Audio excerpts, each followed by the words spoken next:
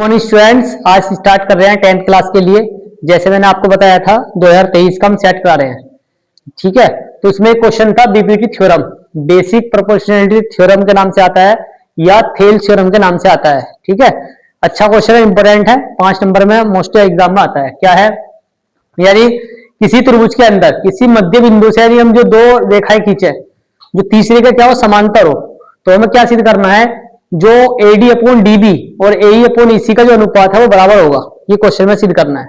तो हमने क्या लिखा, गिवन त्रिभुज ABC DE समांतर BC के, ये हमें गिवन है कि ये समांतर है DE रेखा BC के। सिद्ध क्या करना है, AD upon DB AE upon EC का अनुपात बराबर होगा। तो उसके लिए हमने क्या करा, कंस्ट्रक्शन किया, ठीक है।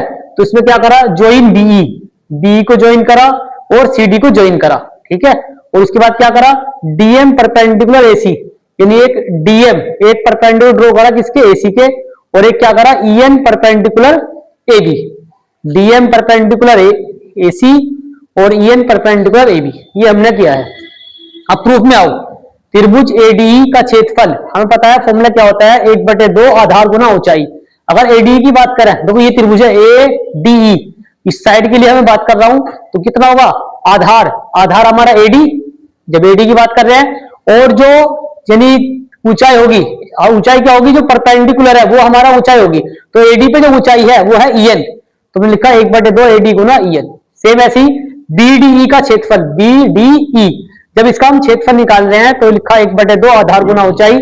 इसमें जो आधार है DB और ऊंचाई जो होगी सेम इसी बेस पर, ऊंचाई कितनी है EN, तो मैं लिखा EN।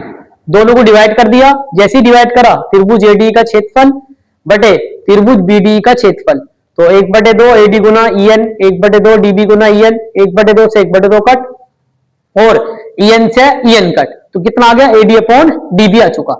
सेम ऐसी दोबारा करेंगे पुनः, जैसा यहाँ रहे इधर, त्रिभुज ADE का क्षेत्रफल 1/2 AE गुना DM। अब हम इस साइड से ले रहे हैं, देखो जब हमने इस साइड से लिया तो मैं इसे मांग दे रहा हूं आधार AE। अगर इस वाले आधार पर बात करें तो जो लंब है वो है DM, AE आधार पर क्या है लंब, DM। अगर इस साइड से हम बात करेंगे तो ये मैंने लिखा है AE गुना DM।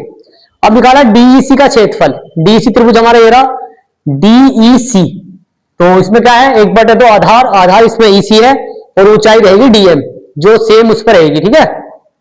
दूसरा, दोनों को डिवाइड करा, फिर पहले की तरह ADE का क्षेत्रफल बटे DEC का क्षेत्रफल। देखो लेंथी क्वेश्चन है लेकिन आसान है, 2-3 बार प्रैक्टिस करोगे क्वेश्चन दिमाग में आ जाएगा। ऐसे लगन लिखा है यहाँ पर 1/2 AE गुना DM, 1/2 EC गुना DM, 1/2 से 1/2 कट, ठीक है, DM से DM कट, तो कितना आ गया, AE अपॉन EC आ गया। तो इक्वेशन नंबर 3 और इक्वेशन नंबर 6 हमने क्या लिखा है, यहाँ पर लाइन लिखनी जरूरी है, कंपलसरी है, अगर इस लाइन को नहीं लिखोगे नंबर कट जाएगा।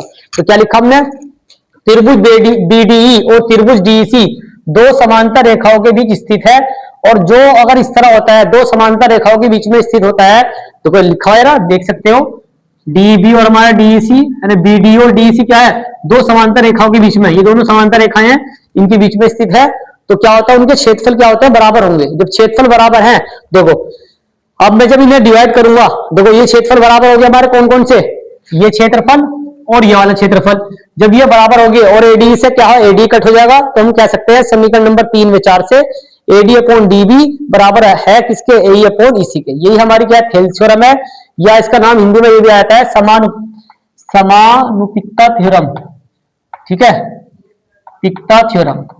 बाकी तो ज्यादातर क्या आता है, इस नाम से आती है थेल्स प्रमेय। अच्छा इंपोर्टेंट है क्वेश्चन, इससे अच्छे से तैयार कर लेंगे, थेल्स थ्योरम।